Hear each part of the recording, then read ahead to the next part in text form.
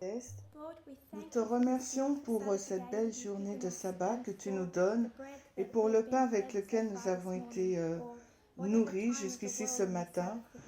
Nous prions, Seigneur, que tu puisses bénir l'ancienne-thèse alors qu'elle partagera le message selon lequel tu permettras que nos cœurs soient prêts à entendre ta parole et ton plan puisse prendre racine et ne pas être ôté. Nous prions pour la préparation, pour les temps que nous traversons maintenant et pour ce qui est sur le point d'arriver, que nous puissions faire partie de cette montagne puissante. Nous te remercions et nous te demandons toutes ces choses dans le nom de Jésus. Amen. Je commencerai comme d'habitude par faire une révision de l'étude de la semaine dernière. Nous avons fait ce qu'on a fait jusqu'à présent. Nous avons comparé l'Israël ancien et l'Israël moderne. Une semaine, c'est long et je sais qu'il y a certainement des choses que vous n'avez plus à l'esprit et je veux m'assurer que nous n'oublions pas des points principaux. Nous avons la sortie du peuple de Dieu, un peuple dénommé de Dieu avec un devoir bien spécifique ou une série de tâches à accomplir.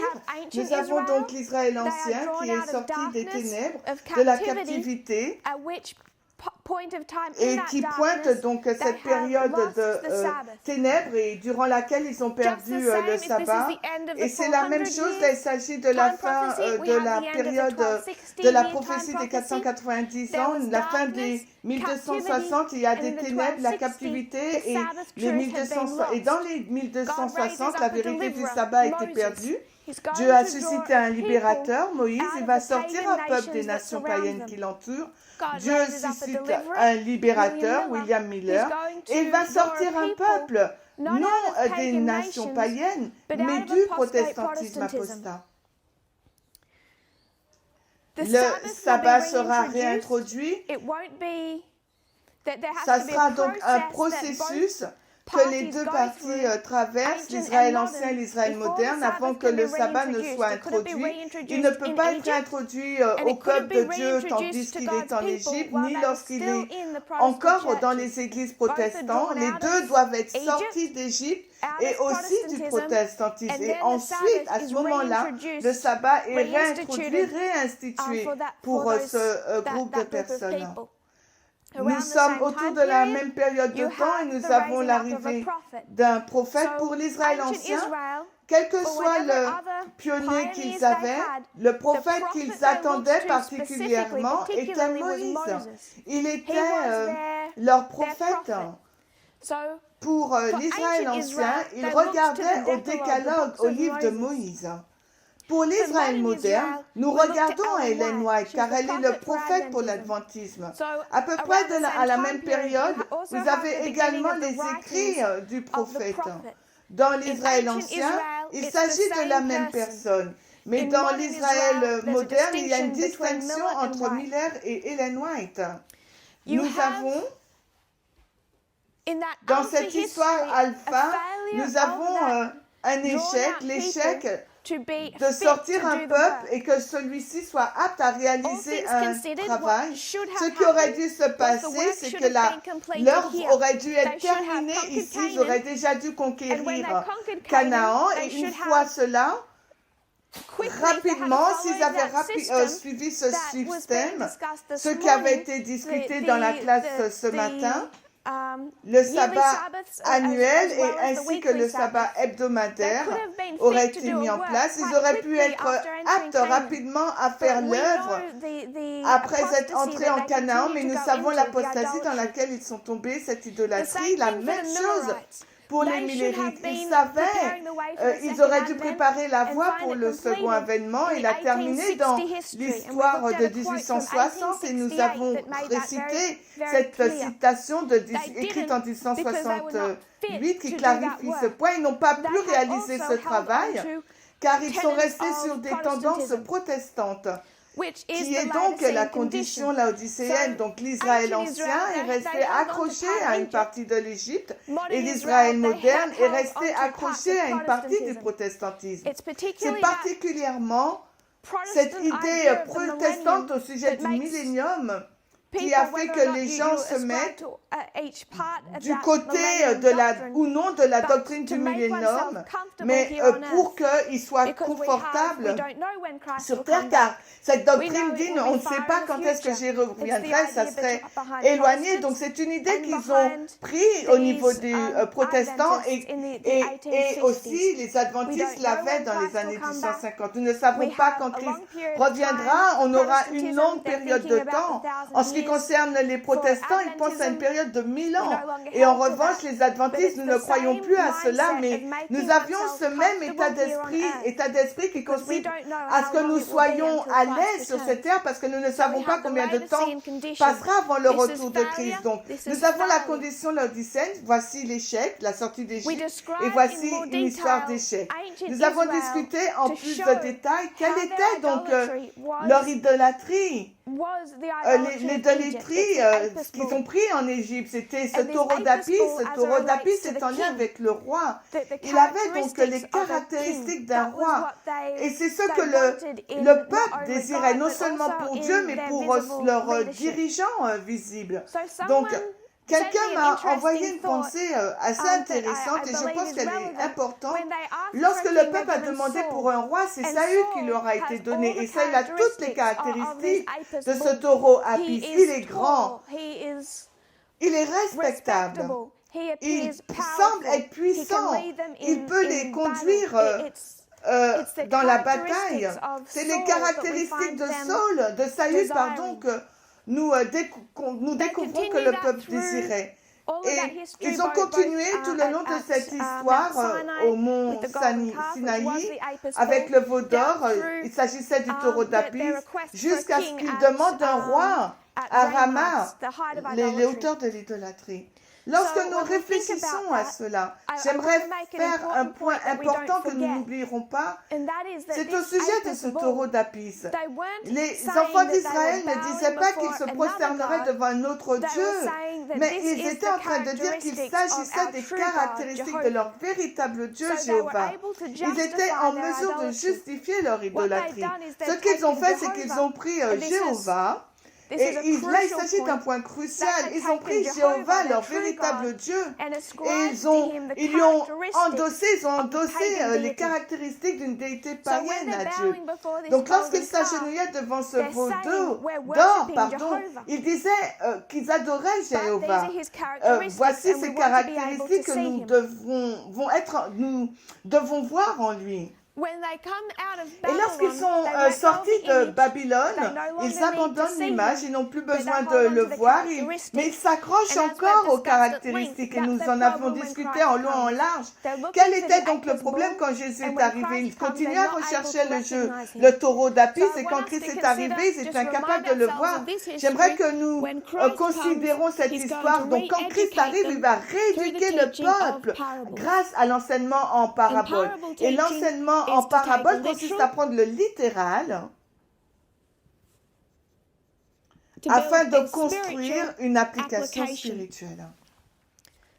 Par exemple, donc, un berger littéral est Dieu spirituellement et une brebis littérale, c'est vous spirituellement. Donc ça prend une histoire littérale, une image, une culture littérale et nous en faisons une application spirituelle. Et c'est la cure pour leur mauvaise compréhension au sujet de la nature de leur roi. J'aimerais vous amener dans Jésus-Christ. Jésus-Christ, la page 195.4 en français. Et dans toute cette section, donc, on va écrire les citations au tableau. Alors, j'aimerais juste prendre quelques pensées de cette section, Jésus-Christ 195.4. Alors, Jésus-Christ 196 et 197 aussi.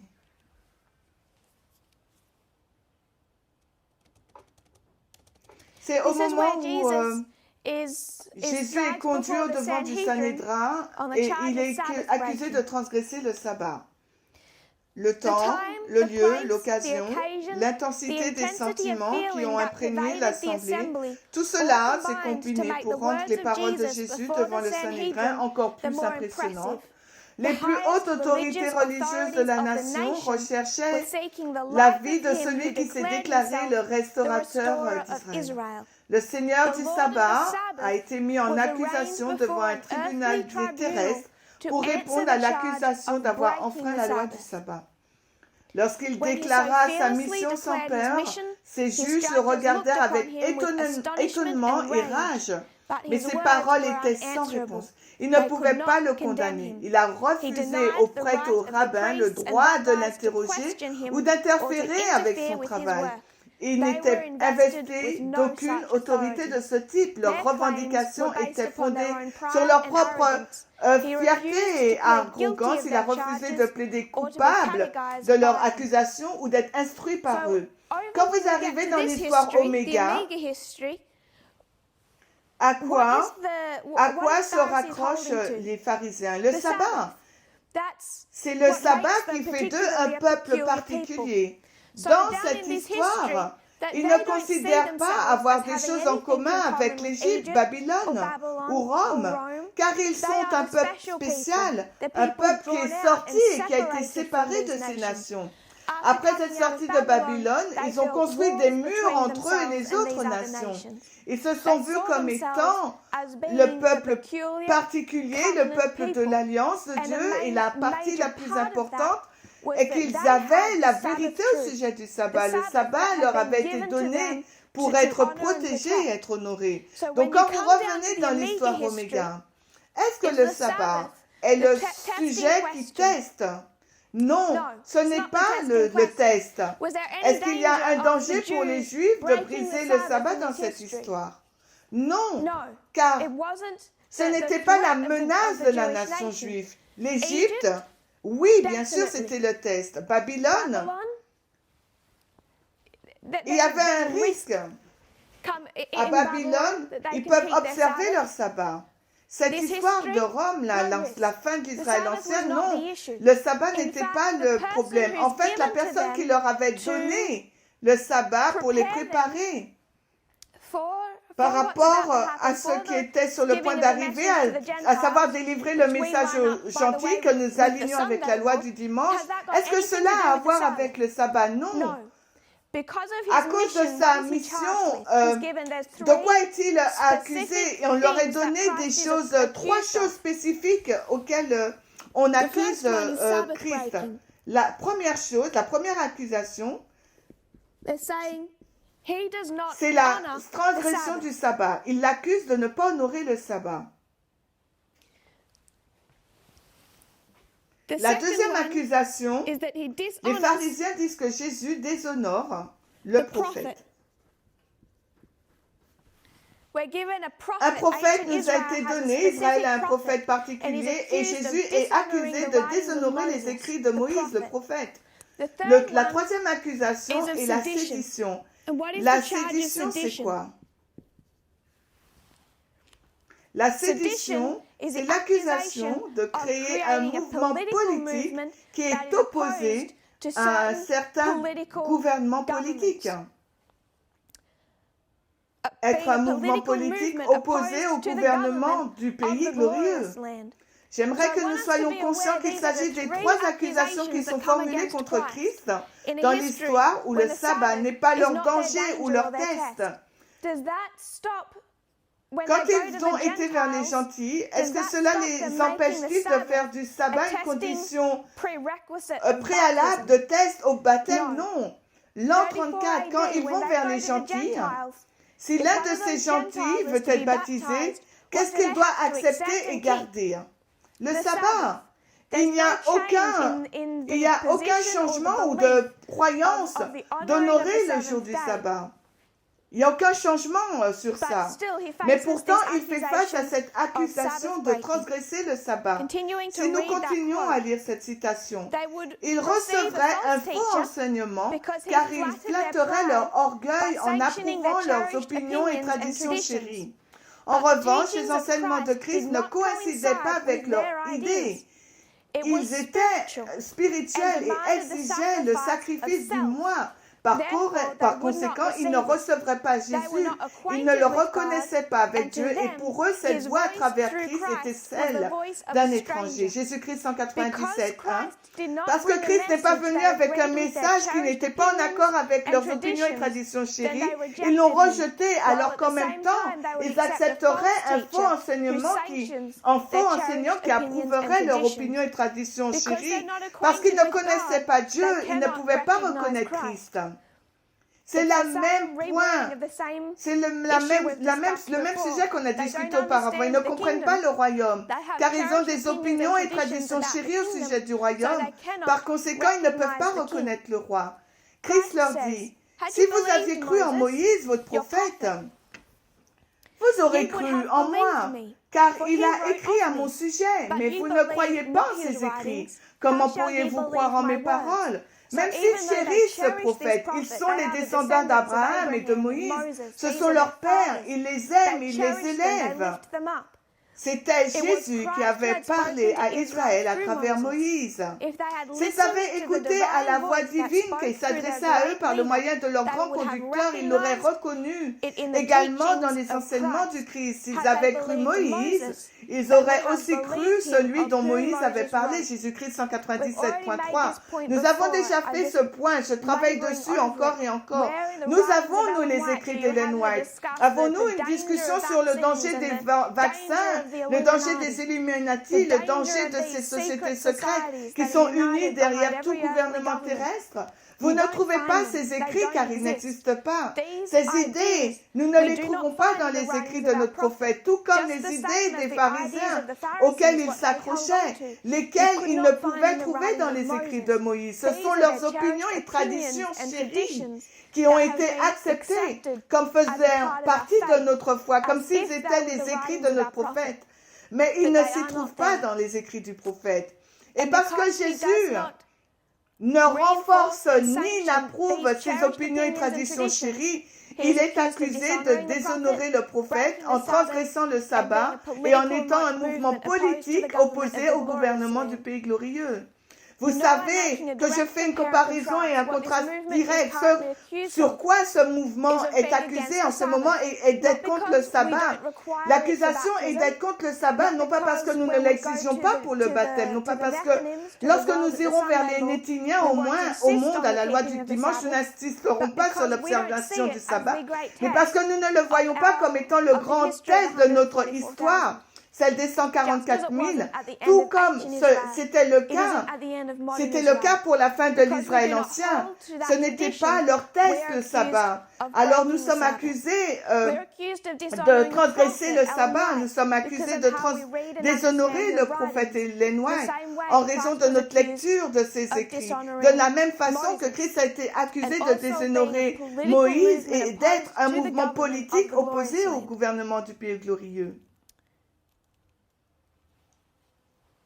Ils n'ont pas compris la nature du royaume, par conséquent, ils ont mal compris la nature du roi, donc ils n'ont pas pu être préparés quand leur test en tant que peuple de Dieu est arrivé. La même histoire a été répétée avec l'Israël moderne. Beaucoup de personnes ont le désir apparent de vouloir être plus en prière avec Dieu. C'est une citation tirée de 1888.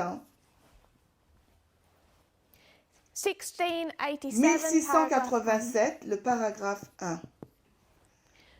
Notez qu'il s'agit de 1888. Beaucoup semblent vouloir être plus en prière avec Dieu et pourtant, lorsque la parole vient du Seigneur, ils sont surpris et résistent. Et ils s'exclament contre elle et contre le messager, comme le faisaient les Juifs. Donc ils s'exclament contre le message et le messager, tout comme l'ont fait les Juifs dans l'Israël ancien, disant « Il arrache les piliers même de notre foi ». Dans leur aveuglement, ils ne comprennent pas ce qui constitue les piliers de la véritable foi. Il s'agit de l'histoire de 1888 et Ellen White fait face à une accusation dans l'histoire de 1888 disant qu'elle déshonore le sabbat. La raison pour laquelle elle fait face à cette accusation est en lien avec le message de la justification par la foi. 1888, en externe, tout porte sur les lois du dimanche. aux États-Unis. Et Ellen White a dit à tout le monde qu'ils sont sous le cri du troisième ange. Ellen White parle de cette période de temps au sujet de personnes qui pensent être sauvées dans l'histoire de 1888, dans l'histoire des lois du dimanche. Elles sont sauvées parce qu'elles ont le sabbat, mais elle leur dit, ces gens divisent le message du troisième ange. Est-ce que le message du troisième ange est la vérité du sabbat? Oui, mais pas uniquement, car le message du troisième ange est constitué de plusieurs vérités.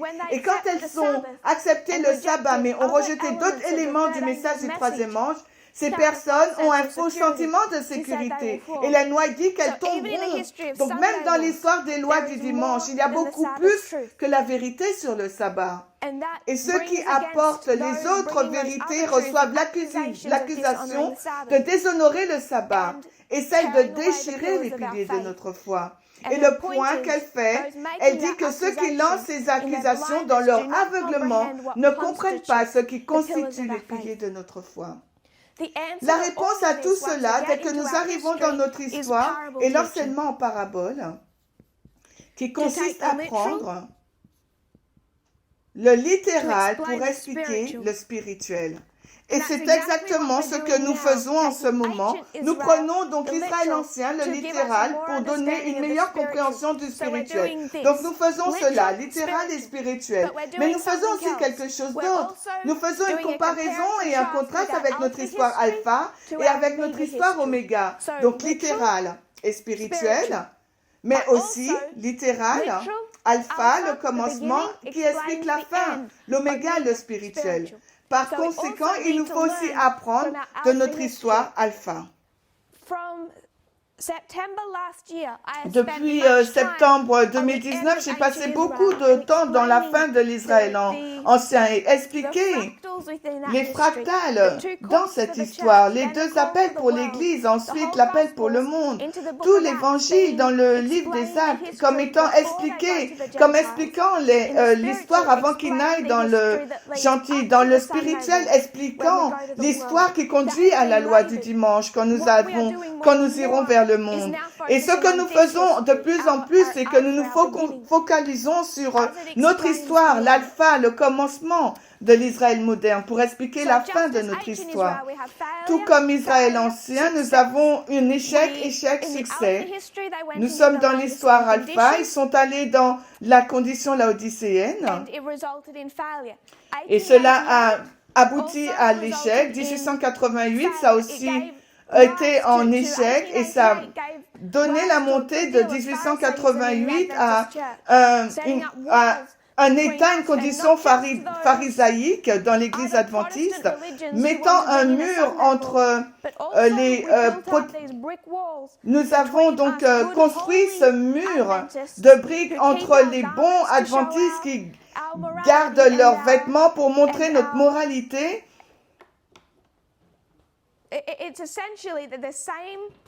Et essentiellement, c'est la même idée que les pharisiens. Ils ne se sont pas séparés seulement des nations païennes. Ils se sont considérés comme étant saints, comparés aux autres juifs qui n'étaient pas saints, qui n'étaient pas aussi moraux que les... Et nous le voyons ligne sur ligne que les adventistes conservateurs empruntent la même route. Si nous retournons donc maintenant en 1798, nous voulons voir ce qui se passe ici. Et il y a donc cette séparation au sein du protestantisme, et cela s'est passé lors du premier réveil religieux au début des années 1700. Donc ces événements externes qui ont emmené la Révolution américaine. Nous avons aussi la Révolution française. Nous avons avec tout cela la Déclaration d'indépendance, la Constitution américaine, la formation des États-Unis.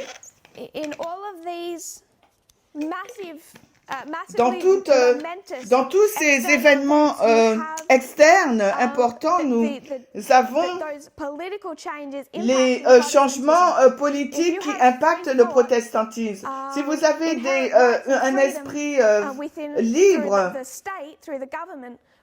par rapport à l'État, le gouvernement, alors qu'en est-il de votre liberté au sein de l'Église? Donc cela a commencé à diviser les deux groupes. tous ces événements externes et chacun et tout le monde est conscient de ces événements externes importants, donc avant 1798. Juste avant 1798, vous avez le commencement du second grand réveil. Et c'est un deuxième grand réveil religieux au sein du protestantisme. Et ce réveil ne va pas rester uniquement religieux. Il va montrer deux camps religieux, mais aussi deux camps politiques. Et on va le résumer dans l'élection 1800, et cela s'est résumé dans l'élection présidentielle entre Thomas Jefferson et John Adams. Donc nous arrivons ici, là, en 1800. Nous avons George Washington en tant que président, John Adams pour un mandat, et maintenant John Adams va avoir son deuxième mandat. Mais comme rival, il a Thomas Jefferson. Donc nous avons John Adams pour la présidentielle et son rival Thomas Jefferson. Et nous avons montré que comment ça a montré aussi la division au sein du protestantisme. Les conservateurs protestants, ils soutiennent Adam parce qu'il était c'était une personne très religieuse, mais il défendait aussi l'État. Il était donc appuyé par Jedediah Morse. Explaining how that the United States was as Israel. So qui explique, Jedediah Morse, il expliquait comment Israël représente les États-Unis.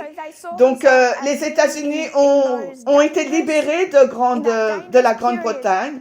Donc, ils se voyaient comme étant dans cette période dangereuse, tout de suite après leur liberté. Donc, l'Israël ancien, ils ont été libérés d'Égypte, et l'Israël moderne de la Grande-Bretagne.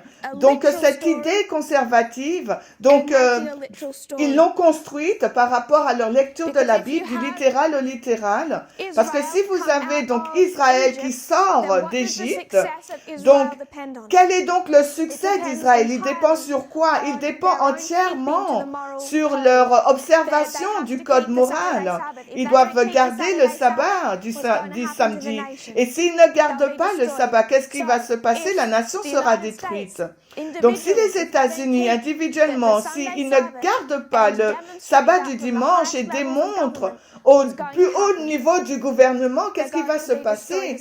La nation sera détruite. Donc, voici la pensée qui va les conduire tout le long de 1888 pour mettre en place ces lois, ces Blue Laws, les lois du dimanche. John Adams, il n'agit pas très bien en tant que président. Il y a vraiment une bonne série sur YouTube, John Green, qui montre un aperçu de l'histoire américaine. Il décrit John Adams comme étant la plus grande chose que John Adams a à faire en tant que président, c'est qu'il a remis le pouvoir. Il n'a pas une bonne image de lui parce qu'il a une idée monarchique en tant que président. Vous êtes peut-être au courant.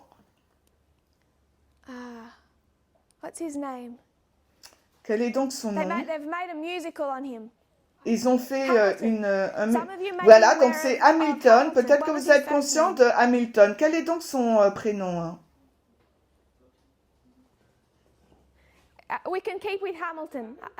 Bon, on va... Donc, il s'appelle Alexander Hamilton. Il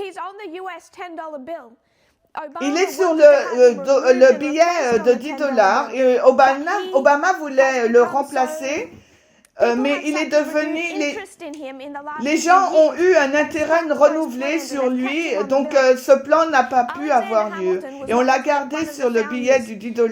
Donc Alexander Hamilton est l'un des pères fondateurs. Il a formé le parti fédéraliste. Si vous regardez John Adams, il fait partie du parti fédéraliste. Et Thomas Jefferson, il fait partie du parti républicain. C'est l'élection de 1800, c'est la première élection aux États-Unis où nous avons deux partis politiques qui concourent pour la présidence. C'est la première fois que vous voyez la même dynamique que l'on voit aujourd'hui. Donc nous avons donc John Adams et Thomas Jefferson, et derrière John Adams, il y a cet homme-là, Alexander Hamilton, qui est devenu assez célèbre, et Alexander Hamilton voit le succès des États-Unis comme étant un président qui a beaucoup de pouvoir. Donc il a écrit tous les documents du Parti fédéraliste. Et ce qui s'est passé dans cette élection, John Adams, il était si impopulaire en raison de ce qu'il a fait en 1798, l'acte Alien et Sédition, c'est contre les immigrés. Donc ces deux côtés là par rapport au Parti démocratique, c'est donc leur allégeance au pouvoir étranger. Donc les fédéralistes, ils soutenaient la Grande-Bretagne, et le Parti démocrate, il soutenait la France. Donc nous avons le soutien de la Grande-Bretagne et le soutien de la France. Donc ils voulaient soutenir la France parce qu'ils voulaient le commerce, et Thomas Jefferson, lui, il voulait soutenir la France en raison de leur révolution française et leur idée de liberté. Donc nous avons ces deux divisions-là entre les deux pays, la Grande-Bretagne et la France, pour les deux partis politiques. Donc Alexander Hamilton, lui, il soutient John Adams. Et John Adams, il ne va pas très bien faire dans cette élection. Et il y a beaucoup d'immigrants français qui viennent aux États-Unis. Donc quand vous avez une population immigrée qui vient aux États-Unis et qui ne voudra pas voter pour toi, donc vous voulez donc empêcher aux immigrants de voter. Donc c'est derrière cet acte de Alien and Sedition Act de 1798, les aliens, là, c'est les immigrés qui viennent aux États-Unis, mais on cible particulièrement les Français. Donc John Adams, il veut empêcher ces immigrés d'être en mesure de voter pour les prochaines élections parce qu'ils sont largement français, et ils vont soutenir Thomas Jefferson, qui est allié avec les intérêts français, contrairement à John Adams, qui est pour les intérêts du Royaume-Uni. Donc en 1798, il veut commencer à restreindre les droits des immigrés aux États-Unis. Donc il a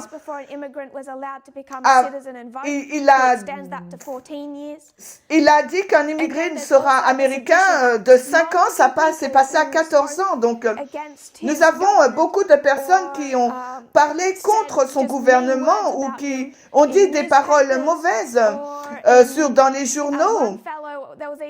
Et il y a une personne, un homme sourd, qui avait crié quelque chose d'irrespectueux sur l'un de ses politiciens dans son administration. Il a été emprisonné. Et il y a beaucoup de personnes qui ont été emprisonnées en raison de cet acte de sédition parce qu'on n'était pas autorisé à parler contre le gouvernement. En raison de cela, il a été très impopulaire. Alexander Hamilton soutient John Adams, mais Thomas Jefferson, lui, il part il veut être élu aussi pour la présidentielle en 1800. Mais là, il y a aussi un autre gars qui s'appelle Burr. Et il y a beaucoup de problèmes dans ce système électoral. Donc quand le Parti démocrate gagne et que les fédéralistes perdent, il y a une séparation dans le collège électoral. Donc il y a un nombre égal qui va pour Jefferson et pour Burr. Donc l'un des deux aurait pu devenir président, et Et ils n'avaient pas raffiné leur système et c'était pas très clair qui aurait été président et vice-président. Donc Jefferson et Burr, donc le vote est séparé dans ce collège électoral et personne ne sait comment le résoudre. Donc Alexander Hamilton, qui était de ce côté de cette équation, comme son parti a perdu, il a mis tout son poids pour Jefferson. Il a dit des paroles mauvaises à l'égard de Barr et il a soutenu Thomas Jefferson, ce qui a conduit en 1804 que Burr avait assez d'Alexander Hamilton et il a tué Hamilton. Et c'est par rapport à la façon dont il traitait Burr et particulièrement dans cette élection de 1798 à 1800. C'est un processus assez compliqué, mais il y a une séparation originale entre le parti fédéraliste ici et le parti démocrate qui est conduit par Thomas Jefferson. Et nous avons montré comment cela montre cette séparation qui a lieu aussi au sein du protestantisme. Ce que nous avons, nous avons ces protestants-là, Jedediah Morse, qui soutient cette vision littérale au littéral, et nous avons Jefferson comme étant cette puissance athée, satanique pour Jedediah Morse. Et donc c'est comme ça qu'ils ont commencé à mettre en place des théories du complot et la théorie des Illuminati. Et ils disaient aussi que Hamilton aussi faisait partie des Illuminati. Et on peut voir comment Jedediah Morse a créé cet état profond. Il dit qu'importe de quel parti politique vous êtes, Hamilton fait partie des Illuminati ainsi que Thomas Jefferson. Et c'est pour ça qu'il dit que les Illuminati est basé dans l'état d'Hamilton et de Thomas Jefferson. C'est essentiellement l'idée d'un état profond. Il n'y a pas ces deux partis politiques, mais il y a cet état profond derrière qui est essentiellement satanique. Quelle que soit la façon dont vous voulez utiliser le mot satanique, c'est contre le gouvernement et la volonté de Dieu. Et le seul espoir, donc, c'est John Adams. Et ça devient vraiment intéressant quand vous mettez cela dans notre époque et qu'on retrace cette idée d'état profond et de cette union satanique dans les partis politiques aujourd'hui. Donc, cette interprétation littérale tout littérale a conduit Jedediah Morse à faire cette déclaration étonnante que le succès de la nation dépend de la moralité, incluant en 1798 incluant la mise en place des lois du dimanche aux États-Unis. Donc cette interprétation littérale au littéral, ils vont utiliser des théories du complot et cette idée d'un état profond qui est derrière la scène, c'est un état profond derrière la scène et qui est satanique. Et cette division au sein du protestantisme est restée et a continué jusque dans l'histoire de 1850, là où il y a cette discussion autour de l'esclavage qui commence à atteindre un pic dangereux à l'intérieur des États-Unis. La fin des études au Portugal, nous avons discuté de l'élection de 1844 et de Henry Clay. Et Henry Clay cite que la division au sein du protestantisme était la plus grande source de danger aux États-Unis. Ce que ce sénateur est en train de dire, qui était l'un des deux candidats pour l'élection de 1844, il dit la plus grande source de danger, la plus grande menace que les États-Unis font face était la séparation entre le protestantisme. Et c'est sur la question de l'esclavage. Donc le plus grand test externe dans cette histoire a séparé le protestantisme. Avant 1844, l'Église méthodiste était la plus grande organisation des États-Unis à l'extérieur du gouvernement fédéral et elle a été divisée, elle s'est divisée officiellement en 1844. Une corde forte entre le nord et le sud a été coupée. Et donc, ça a été... maintenant, nous avons eu 3 corps importants au sein du protestantisme. Donc, les églises se sont divisées entre le nord et le sud avant que l'État ne se sépare entre le nord et le sud. La guerre civile illustre que la division de l'Église a aidé la division aussi de l'État. Donc,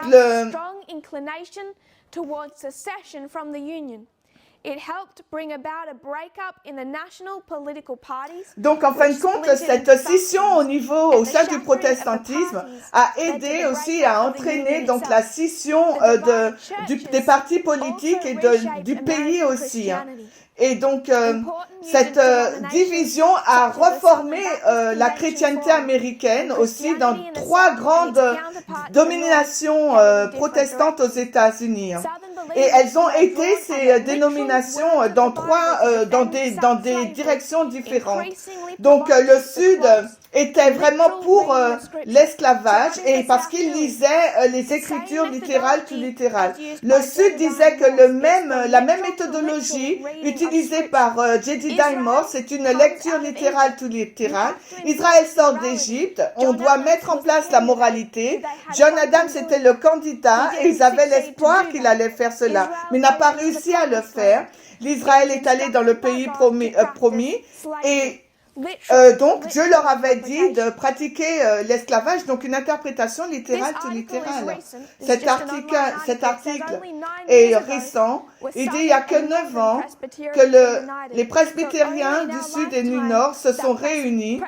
C'est seulement dans notre période de temps que les presbytériens se sont réunis environ 125 ans après la fin de la guerre civile et peu d'observateurs s'attendaient à l'union entre les baptistes du Sud et du Nord et les Américains, la chrétienté américaine continue à ressentir ce qui s'est passé après la fin de la guerre.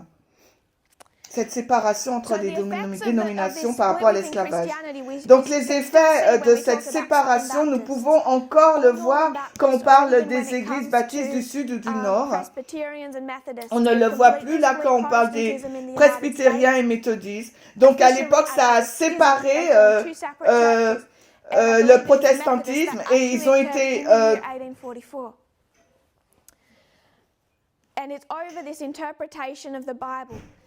Et cette séparation est due par rapport à l'interprétation et à la lecture de la Bible.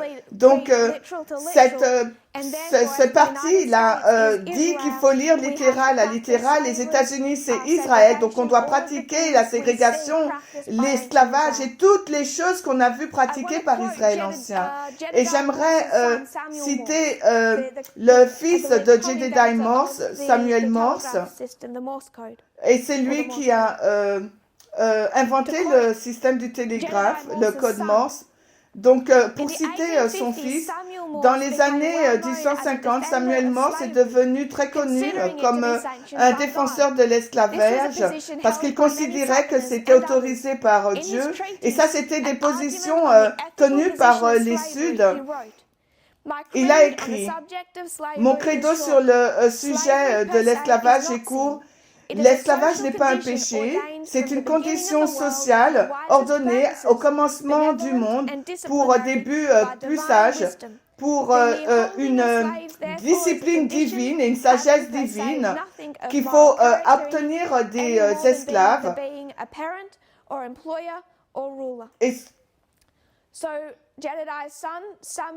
donc, le fils de Jedediah Morse, il continue la même méthodologie que son père et il devient donc un défenseur de l'esclavage dans les années 1850 et son explication, c'est que cela a été conçu par Dieu, par la sagesse divine, tout le long, dès le commencement du monde et il retourne jusqu'au temps de Noé. Et ça, c'est la pensée du Sud. C'est une interprétation littérale ou littérale des Écritures. Et nous comprenons que Ellen White est nos pionniers, mais non seulement Ellen White est nos pionniers, mais toute une branche du protestantisme était en désaccord avec cette interprétation littérale au littéral et s'est mise du bon côté aussi par rapport à cette question de l'esclavage. En 1888, que s'est-il passé? La même chose, nous n'avons pas un schisme protestant, mais vous avez encore cette séparation. Ce n'est pas tous les dénominations protestantes ou des pasteurs qui ont soutenu la mise en place de la loi du dimanche par le gouvernement. Dans l'histoire de 1888, vous avez la même séparation. Et quand je dessine cela, je fais référence à une séparation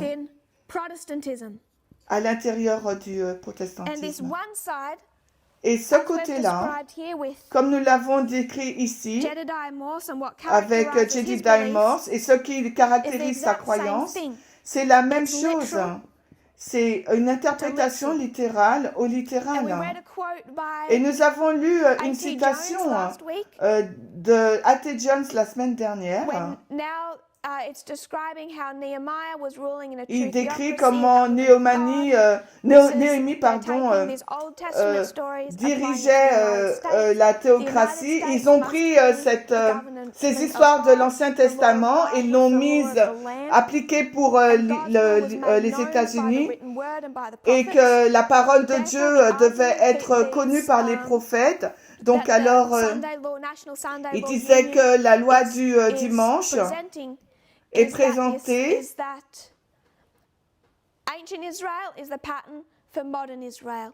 parce que il disait que l'Israël ancien, c'est le modèle pour l'Israël moderne. Donc les prédicateurs sont les successeurs des prophètes. Donc A.T. Jones a dit donc non, le gouvernement d'Israël était une théocratie alors que les États-Unis non.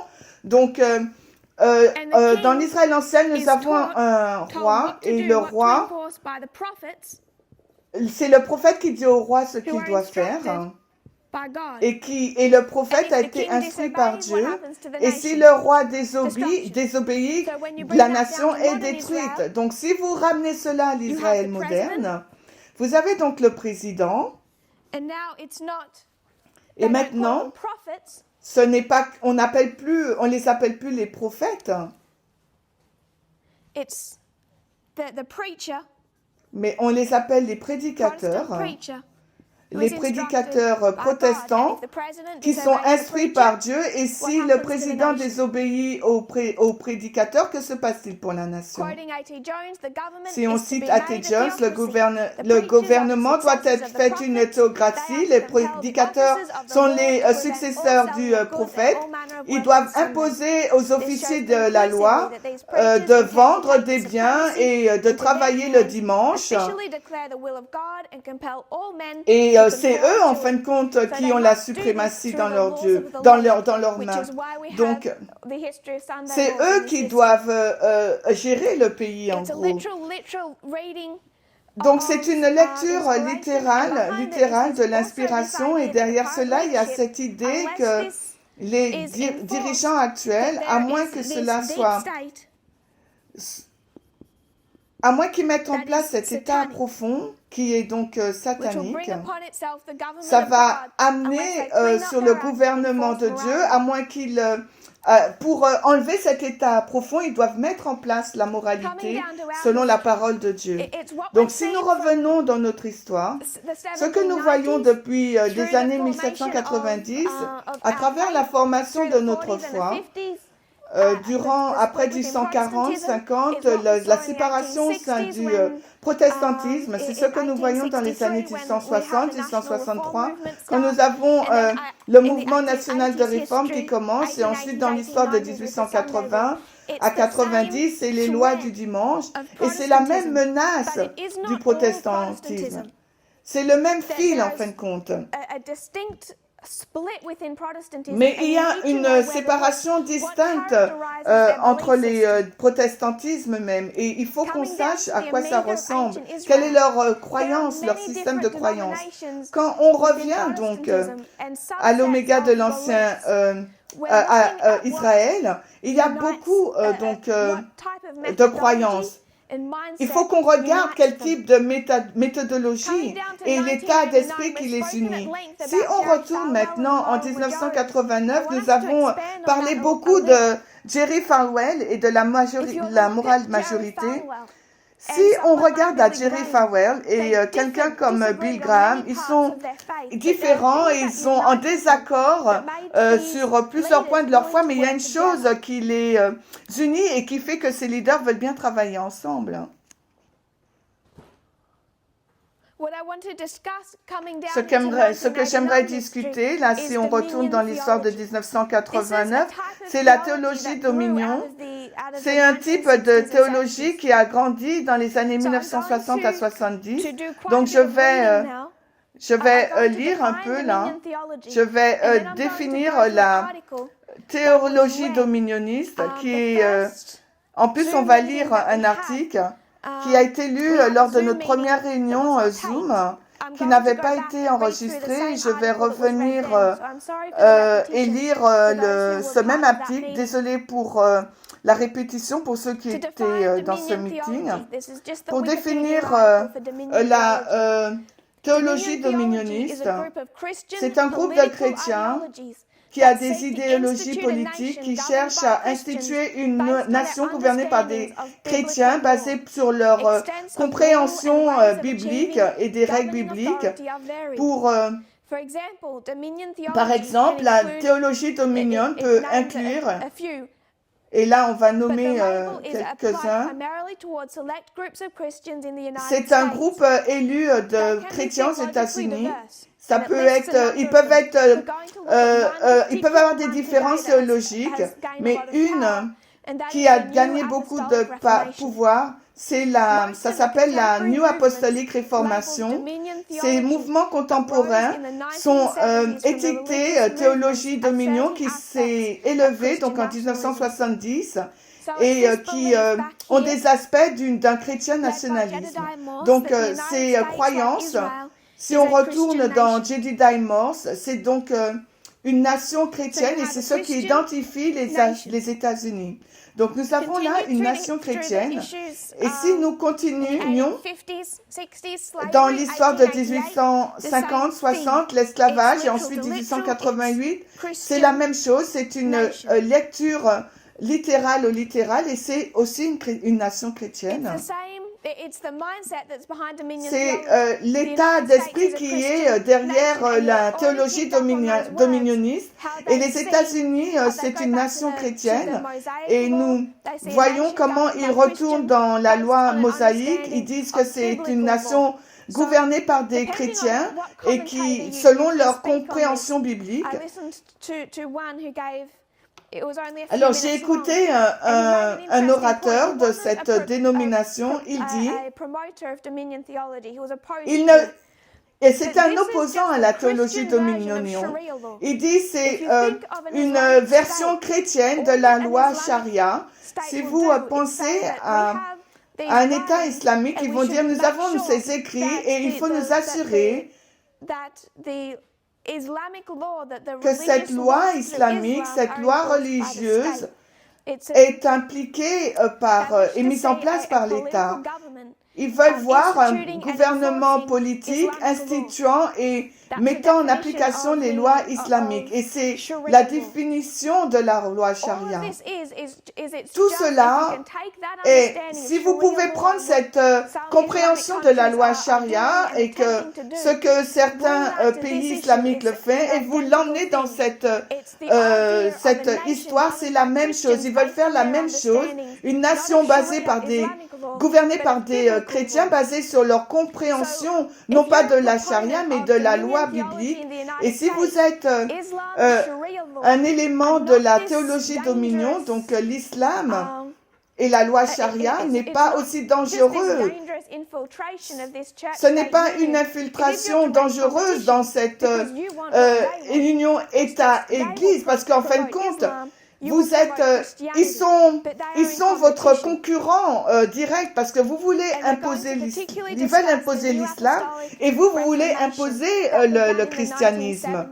Et c'est ce mouvement-là, New Apostolic Reformation, qui a commencé en 1970. Et ils viennent du même courant de la majorité morale de Jerry Falwell. So I want to expand on the history of what led up to 1989. Alors j'aimerais parler un peu de l'histoire qui conduit à 1989. Donc en 1798, il y a tous ces événements externes. Et ces événements externes qui sont observés, le protestantisme est en train de prendre note de ces événements externes et ça crée un intérêt dans quel livre de la Bible. Il y a un réveil protestant et il y a un intérêt dans les livres de Daniel et de l'Apocalypse.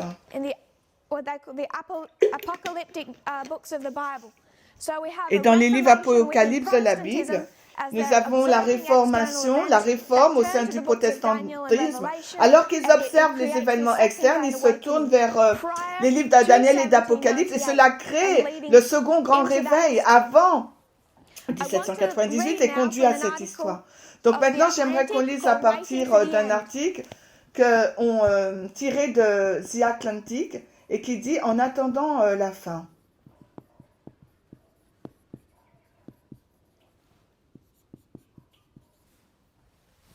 If we were to take these two histories et si on veut donc prendre ces deux histoires and overlay them, you have 1798 et les superposer, nous avons 1798 and 1989.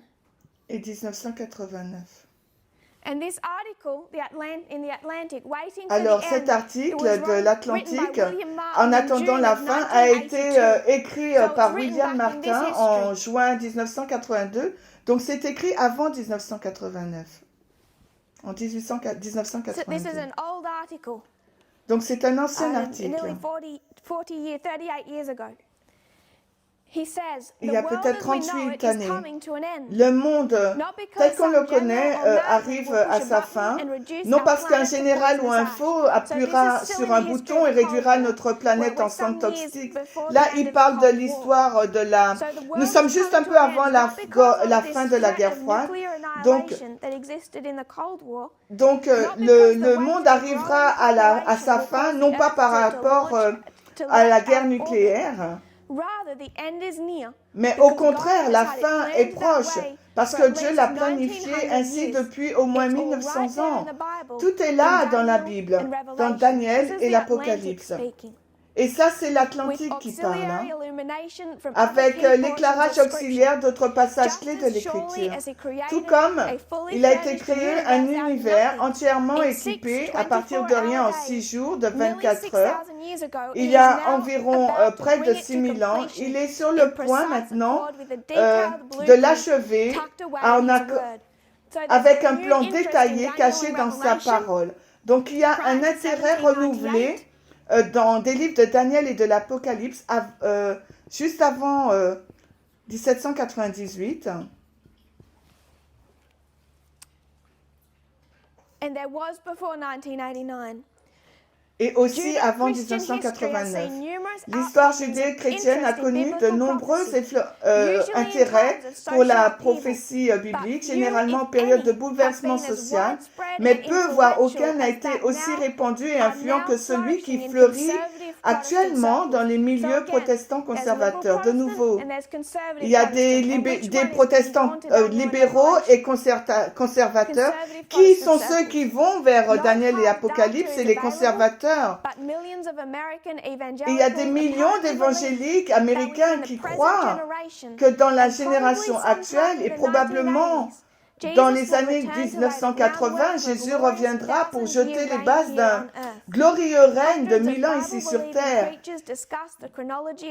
Des centaines de prédicateurs croyant en la Bible discutent de la chronologie de ces derniers jours avec la certitude as the stories Et of Noah's ils Ark and the disent, birth of Jesus. et ils parlent de ils parlent à leur assemblée des histoires de l'Arche de Noé et de la naissance de Jésus. Les mêmes thèmes sont proclamés par les principaux évangélistes de la télé comme Oral Roberts, Jerry Falwell, Kenneth, Jack Van Im, et dans des émissions moins connues comme The Voice of Prophecy, le roi vient.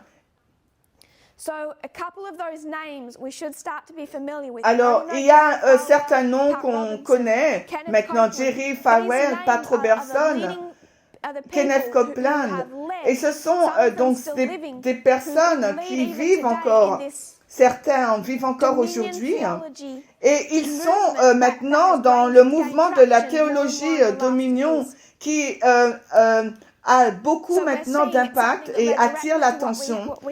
Donc, how Lindsay's in the 1970s, the New York Times named Donc, the best-selling author of the decade to be the author Hal Lindsey. Alors, le New York Times a dit que le meilleur auteur, c'est Lindsay, et elle a vendu 15 millions d'exemplaires de son livre prophétique par rapport à la fin du monde. Et bien que sa croissance se soit surtout produite au cours des 2 dernières décennies, ce mouvement basé sur la prophétie biblique a pris racine au 19e siècle. Et cela va nous ramener dans cette histoire. Et ça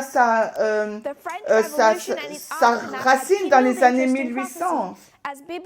Et la Révolution française et ses suites ont suscité un intérêt pour la prophétie, car les étudiants de la Bible ont vu la destruction du pouvoir papal, la sécularisation de l'État et l'essor d'une religion décrit dans les événements de Daniel et l'Apocalypse. Il y a des événements externes dans cette histoire, particulièrement ceux qui nous conduisent. Et je vais le mettre dans l'histoire de 1773 parce que ça met ensemble ce qui s'est passé en Europe et en Amérique. Ce n'est pas que la Révolution française seulement, mais c'est aussi la montée des États-Unis et ce gouvernement séculier pour la liberté religieuse. Donc, il y a la Révolution française, la destruction du pouvoir papal, 1798, l'État séculier, donc ça c'est la création des États-Unis, et la liberté religieuse. Donc là aussi, il y a des événements externes. Comme nous l'avons discuté, il y a cet intérêt renouvelé dans les livres de Daniel et de l'Apocalypse, et l'article Atlantique relie ensemble ces deux histoires. La pensée millénaire a également fleuri aux États-Unis au cours du 19e siècle. Les millénaires les plus remarquables de la première moitié du siècle fut celui de William Miller, un écrivain prolifique qui organisa des réunions et des committings et des réveils et lui firent avoir au moins 50 000 personnes qui le suivaient. Ils décrivent ce qui s'est passé dans le second grand réveil.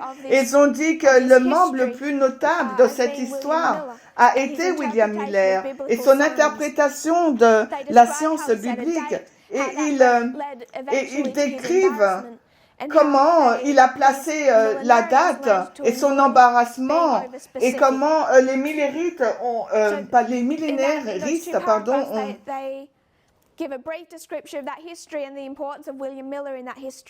et ensuite, après, ils décrivent l'importance de Miller et son enseignement.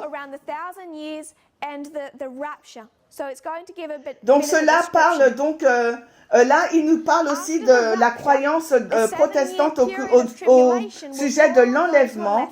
Alors, après l'enlèvement, une période de 7 ans de tribulation s'abattra sur les autres.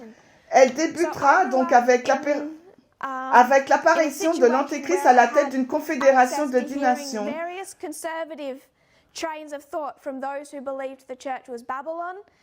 Donc là, il y a beaucoup de pensées conservatrices par rapport à des personnes qui pensaient que l'Église était Babylone.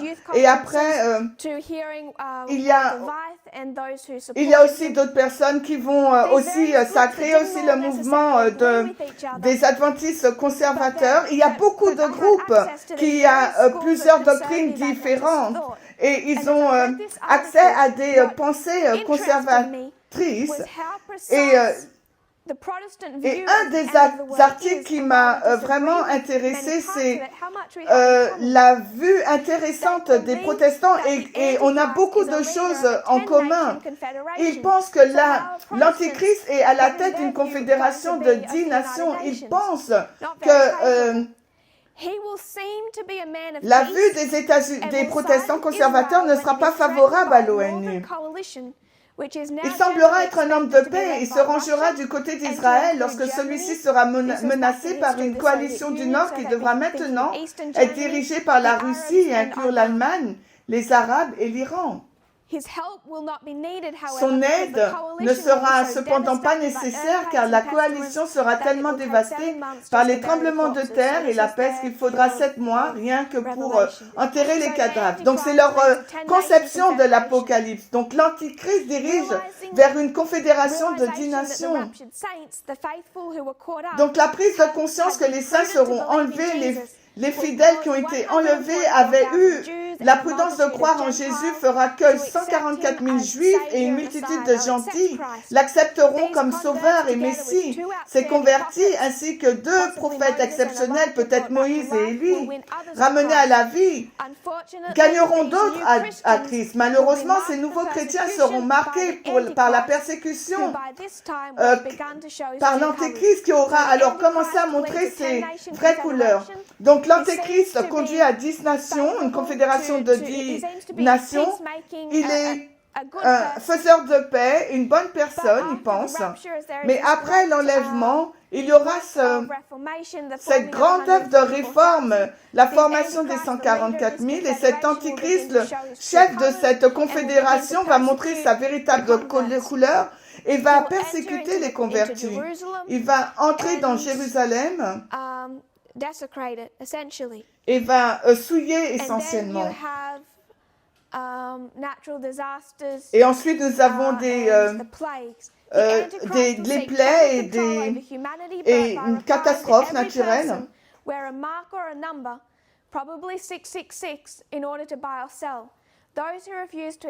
Alors, l'Antéchrist cherchera à contrôler totalement l'humanité en exigeant que chaque personne porte une marque ou un numéro 666 et qu'ils ne pourront pas acheter à manger À ce moment-là, l'Antéchrist sera rejoint par le faux prophète, un leader religieux associé à Babylone, qui est identifié dans les cercles prophétiques comme étant le pape. Et ensuite, ils discutent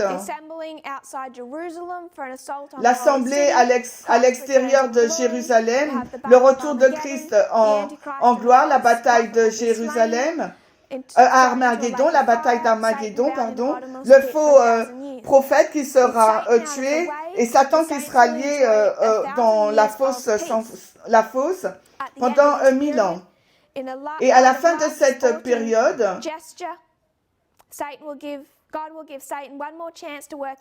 Dieu donnera à Satan une dernière chance et le prince des ténèbres tentera des millions de personnes.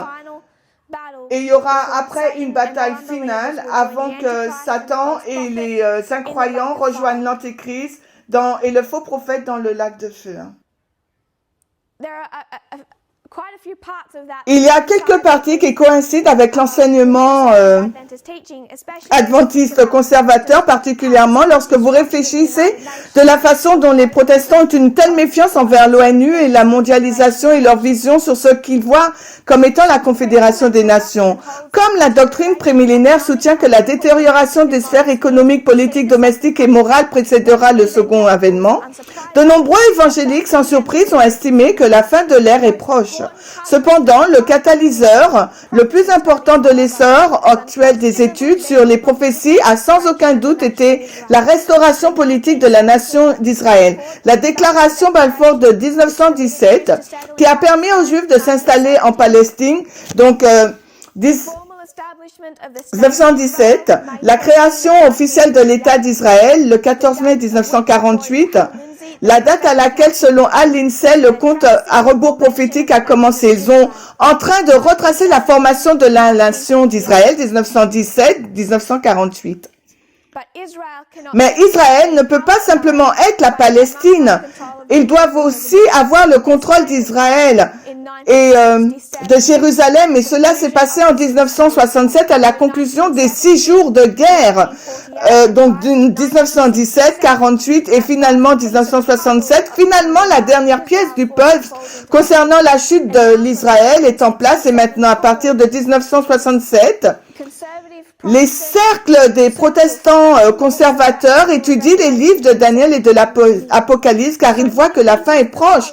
Aujourd'hui, tant de pièces du puzzle semblent être mises en place que les croyants prémillénaires font preuve d'une énorme confiance dans leur capacité d'interprétation. Donc, en fait, quand ils voient les événements externes, tout comme nous voyons les événements externes de l'histoire de 1773 à 1798, à la fois en Europe et aux États-Unis. Maintenant, ces protestants, ils voient les événements externes, les tremblements de terre, les volcans, la famine, l'agression russe en Afghanistan, l'émergence de la Chine en tant que puissance mondiale, la montée de l'OPEC, la révolution en Iran, les menaces contre Israël, les troubles en Amérique latine, la faiblesse du dollar.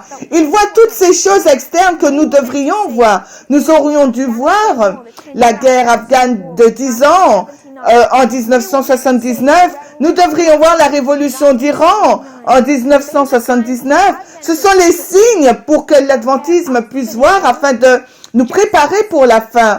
De la même manière qu'ils devaient voir 1798 et la chute du pouvoir papal. Les Millérites devaient regarder en arrière et voir les événements externes. La montée de la bête semblable à un agneau, la chute de la papauté. Nous aurions dû voir les événements externes, mais nous n'étions pas les seuls à les voir. Et quoi d'autre ces protestants ont-ils vu? Ils ont vu l'augmentation des avortements, les rapports sexuels explicites dans le câble, télévision, les défilés des homosexuels et toute autre menace perçue pour la moralité des États-Unis. Ils sont en problème maintenant parce que si la fin du monde arrive et que l'Amérique est une nation chrétienne, le nouveau Israël, le pays glorieux, alors sur quoi dépend l'espoir des États-Unis? Quel est donc le succès de la nation? La mise en place de la moralité à travers le gouvernement.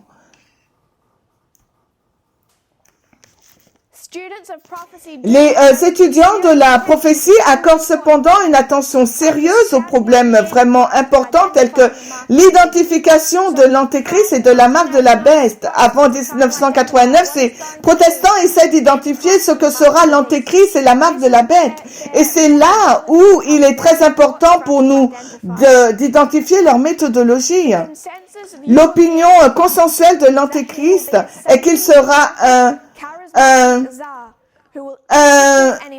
tsar charismatique soutenu par Satan qui instituera et appliquera une dictature politique et économique si complète qu'il serait impossible d'acheter ou de vendre sans son autorisation, symbolisé par une certaine forme de 666 sur la main ou le front, et la confédération des 10 nations qui lui servira de base de pouvoir est largement identifiée comme le marché commun. En fin de compte, il relie à ce système économique qui grandissait dans les années 1960 et 70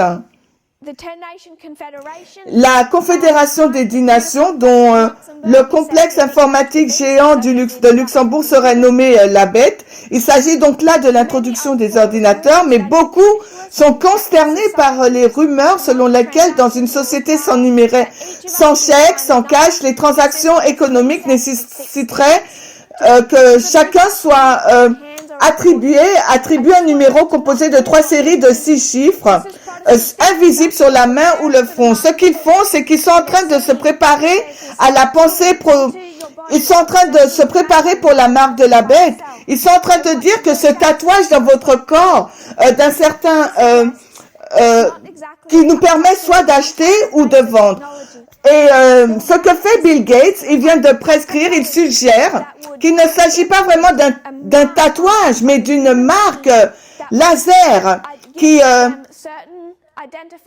lui donnera des informations qui seront inclus dans leur corps, et toutes ces informations va impacter si oui ou non cette personne peut travailler. Bill Gates, il regarde à la société après le COVID-19 et il dit, dans la société après le COVID-19, de quelle façon savons-nous si nous sommes sauvés? Si quelqu'un doit travailler ou dans un travail où il doit rencontrer plusieurs personnes, ils ne peuvent pas être isolés socialement, ces personnes, elles ne peuvent pas. Donc nous devrions nous assurer qu'il y a une personne qui est immunisée et qui a déjà été atteinte du COVID-19 pour qu'elle puisse être protégée de ce virus. Donc il nous faut imprimer chez certaines personnes une marque qui identifierait si oui ou non elles sont immunisées par rapport à certaines maladies ou virus. Si elles ont une immunité, donc elles sont en sécurité et peuvent travailler dans un endroit où il y a beaucoup d'interactions avec d'autres personnes. Donc cette marque peut impacter le fait si une personne pourrait acheter ou vendre. Ce qui se passe ici, là, dans cette panique, dans certains cercles du protestantisme, disant qu'ils ont enfin identifié la marque de la bête, et la marque de la bête est Bill Gates pour eux, parce qu'il est un mondialiste, et ce sera à cause de ce projet d'impression de cette marque qu'il relie avec le COVID-19. C'est ce qu'ils disent, hein. Ce n'est pas ce que nous disons, nous ne le disons pas, car heureusement, nous ne sommes pas des protestants apostats, mais malheureusement, beaucoup d'entre nous le sont, et c'est la raison pour laquelle nous adorons le taureau Apis. Nous avons le même état d'esprit et la même méthodologie que ces protestants conservateurs, sauf si nous apprenons l'enseignement en parabole. Si nous retournons en 1982, nous n'avions pas Bill Gates avec ce type de technologie, donc il regardait une autre explication particulièrement à une femme au début des années 1980. Donc là, il y a des formes diverses de 666 qui sont couramment utilisées et qui se répandent par les réseaux fondamentalistes aussi rapidement que les fausses informations selon laquelle des vers sont utilisés dans les hamburgers de McDonald's où le culte de Satan infecte Procter & Gamble. Cela est aligné avec ces théories du complot bien connues, mais la collection la plus connue de ces informations est celle de Mary Stewart Ralph dans son livre intitulé When Your Money Fails, or le système 666, et elle a écrit d'autres livres, mais ce sont ces deux livres plus importants qui ont été écrits au début des années 1980. Donc voici Mary Stewart Ralph. Et j'aimerais que nous considérions la méthodologie qu'elle utilise. Elle voit la marque de la bête, la restriction de l'achat et de la vente par ce nouveau système qui a été mis en place et qui s'étend à travers le mondialisme. Et comment elle consolide ces déclarations disant que la fin du temps la fin des temps est là. Ces déclarations consistent à dire qu'il y a un état profond.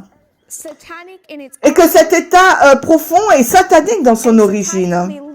Et il est dirigé sataniquement. Et comment le savoir? Mais comment vous pouvez le savoir?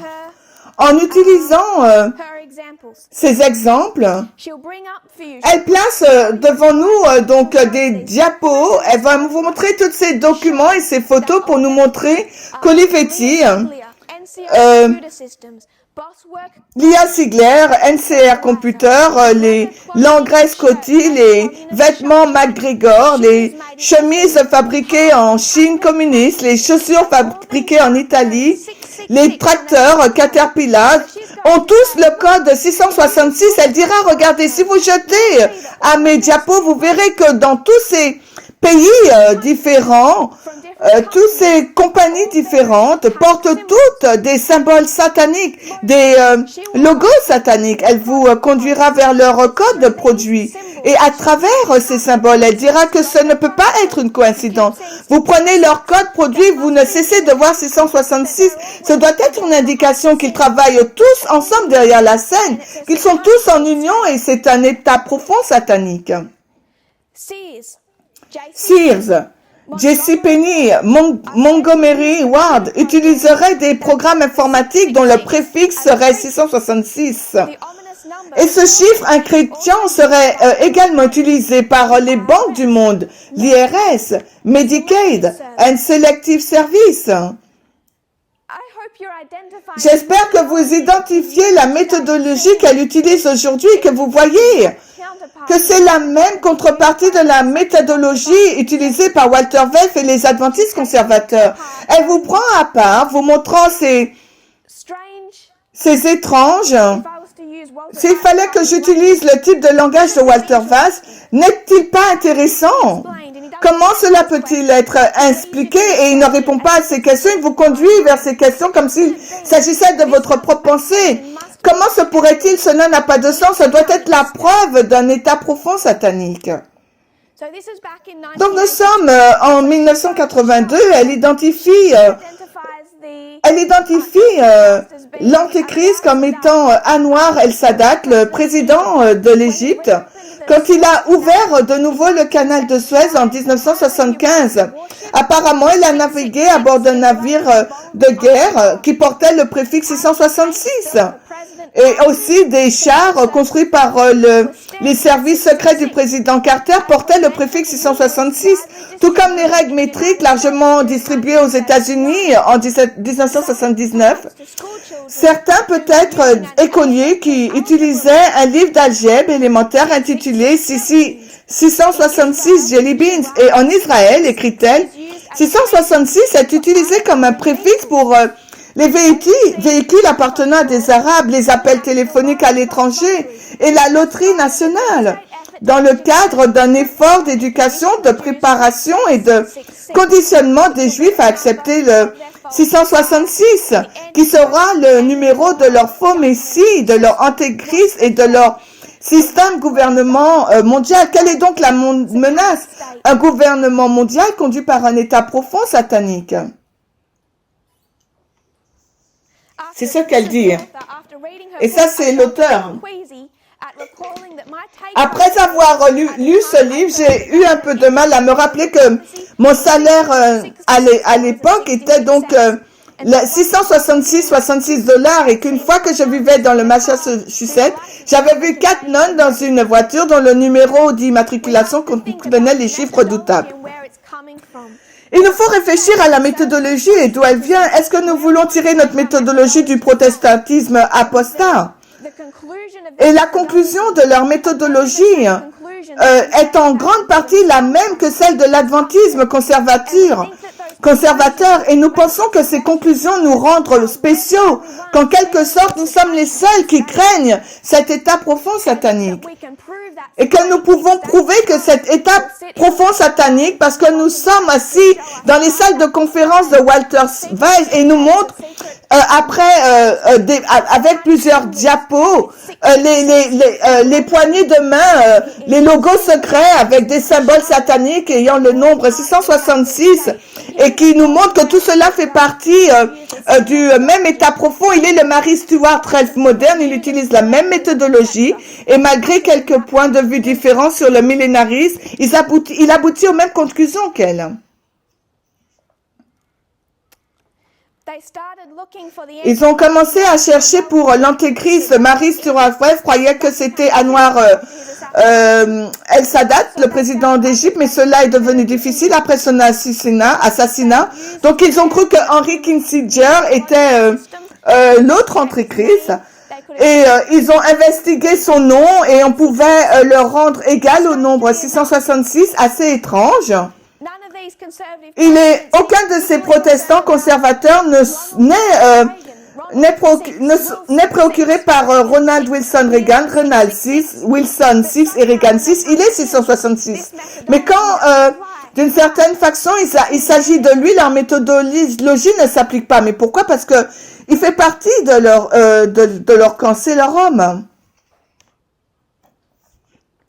So they start advising. Il commence à conseiller. Nous sommes sur le point d'entrer dans la période de l'Antéchrist. Nous pouvons le voir par ces symboles. Nous pouvons le voir dans cette confédération qui est unie. Donc, nous aurons bientôt avoir des difficultés à acheter ou à vendre quand la marque de la bête arrivera. Donc, Mary Stuart Ralph et les autres ont commencé à recommencer d'aller vivre à la campagne, d'ériger un refuge, d'avoir un jardin et de commencer à planter dans un endroit en dehors de la ville et d'avoir un sac de pièces d'argent pour chaque membre de la famille. Ils commencent à prêcher le vivre à la campagne, de sortir des villes, de planter un jardin.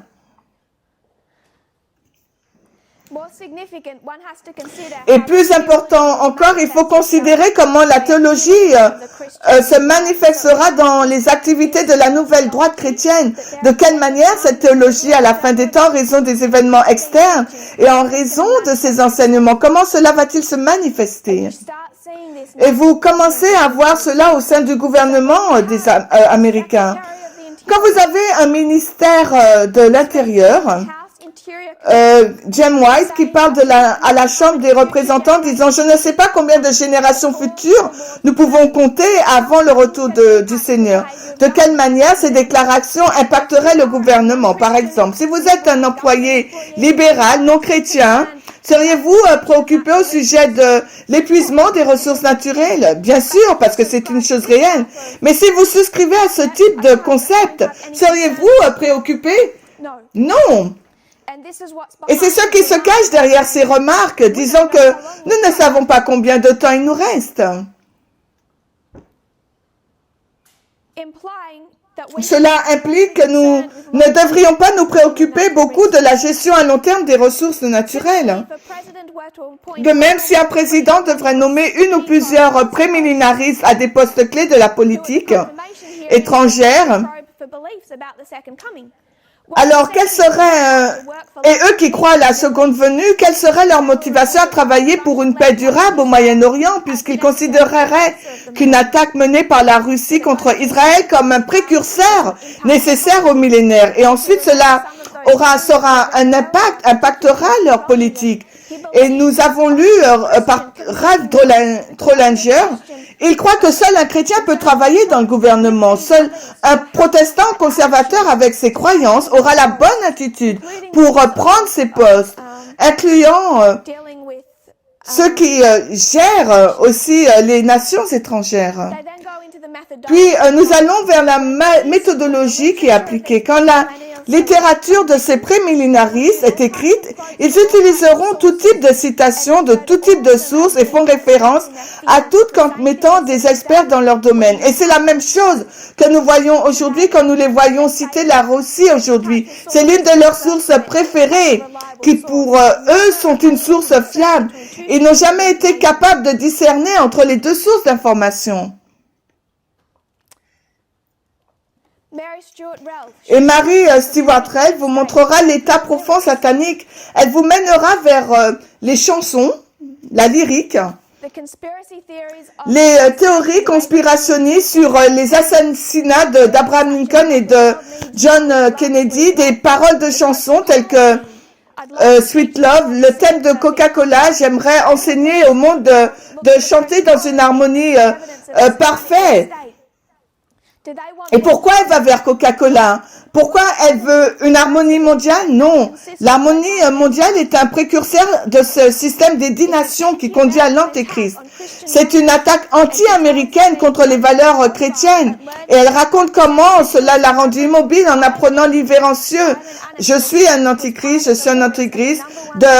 Des chansons des Sex Pistols, qui est une chanson numéro 1 en Angleterre. C'est la même méthodologie qu'emploie Walter Veith.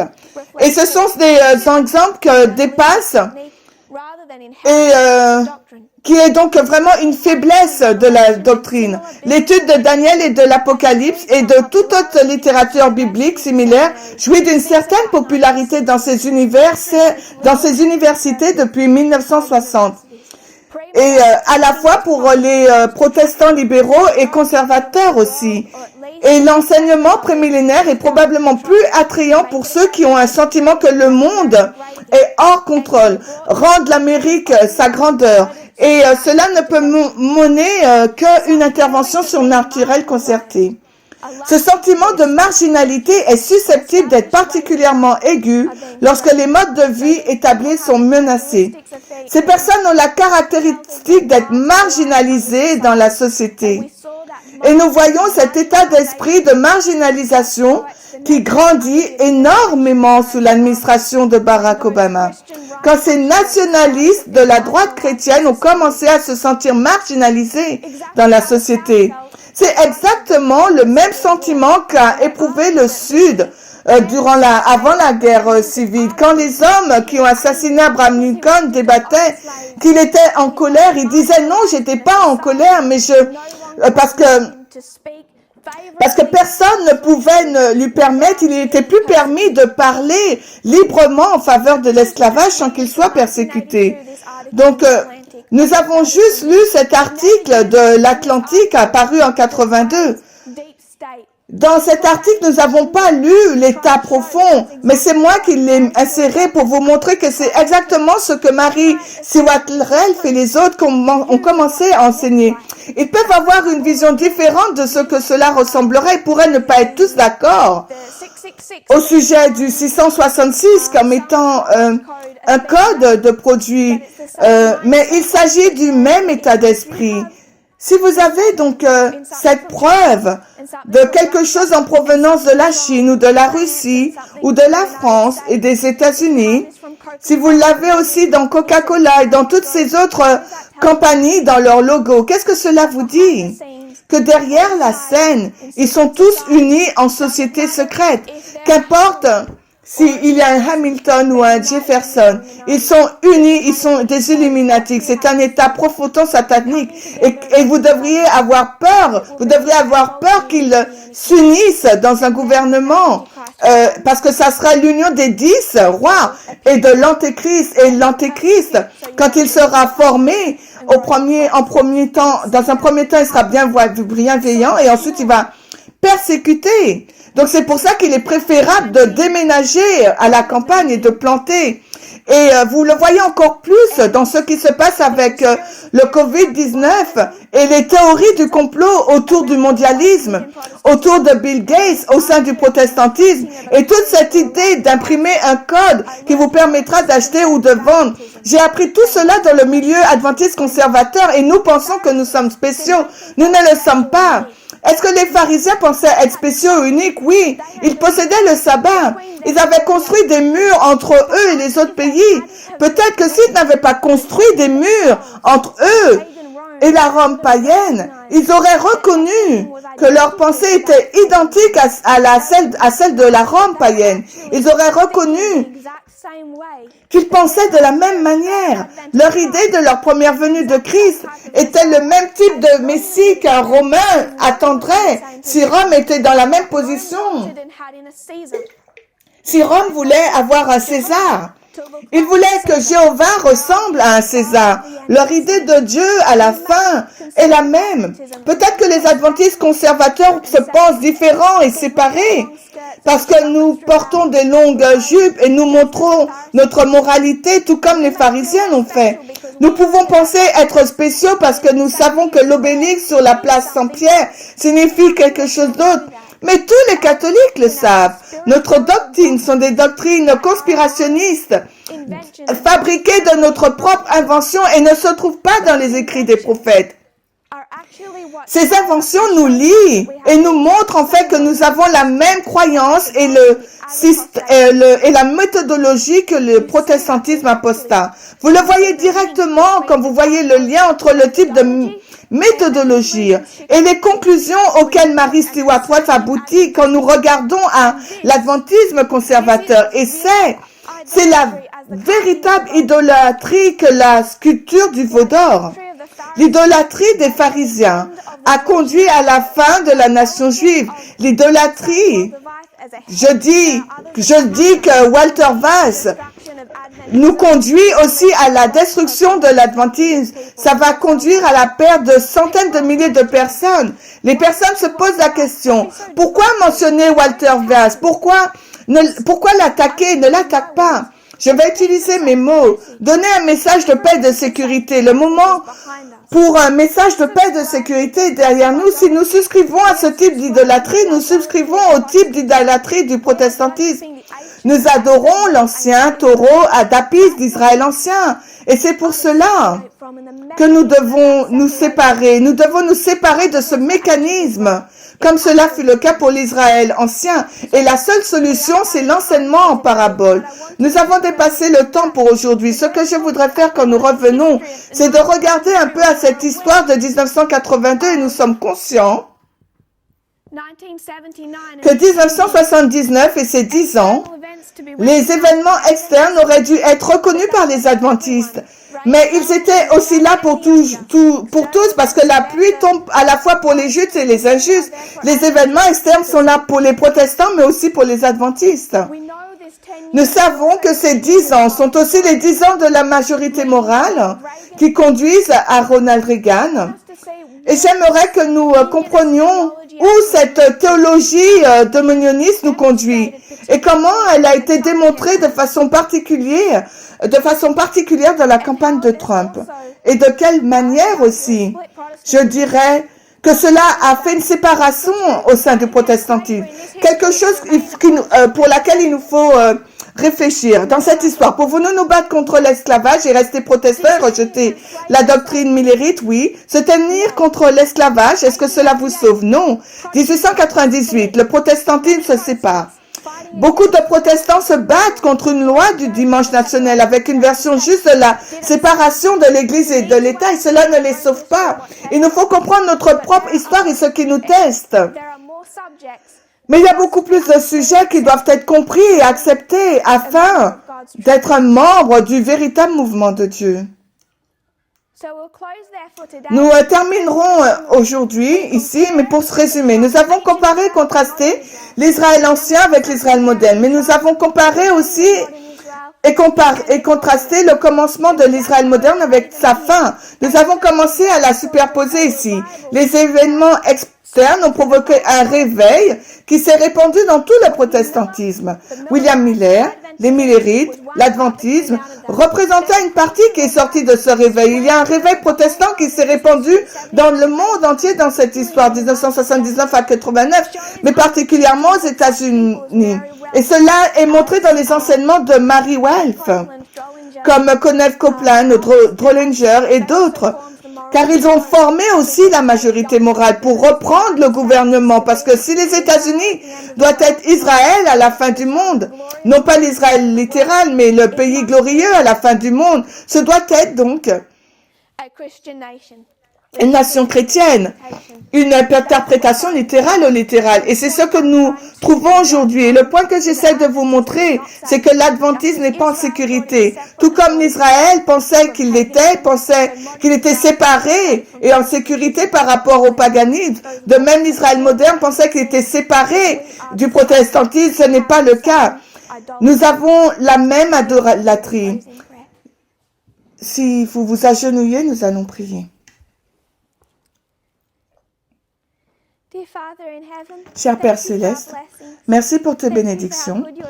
Merci parce que tu as été bon envers nous, tu nous as donné tes paraboles. Nous savons que nous avons tant à apprendre.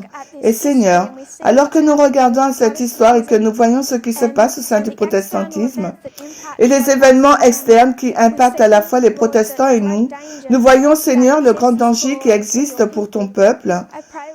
Je prie, Seigneur, que nous ne soyons pas criblés par ces théories du complot, afin que nous ne prenions pas part dans l'idolâtrie du protestantisme, qui regarde dans la mauvaise direction pour la marque de la bête et pour ces temps de test. Je prie, Seigneur, que nous puissions comprendre correctement le livre de Daniel et de l'Apocalypse, que nous puissions bien les comprendre les écrits de notre prophète. Je prie, Seigneur, que nous puissions comprendre correctement les questions de test pour notre temps. Comme Jerry l'a montré d'une autre façon pour Israël ancien, que nous sommes l'Israël moderne, que ton peuple puisse voir la vérité pour ce qu'elle est, que nous ne soyons pas retenus par nos idées et nos opinions préconçues, mais que nous disons la vérité quand nous voyons la vérité, que nous soyons prêts à abandonner tout ce qui nous retient de cette vérité. Je prie Seigneur que nous puissions avoir cette profonde humilité du cœur afin que nous puissions reconnaître où nous avons nos erreurs dans le passé et que nous soyons prêts à y renoncer. Je prie Seigneur que tu patientes avec ton peuple partout dans le monde alors qu'ils rentrent dans les heures sacrées de ton sabbat, alors que nous sommes dans l'hémisphère sud, nous arrivons à la fin de ton sabbat.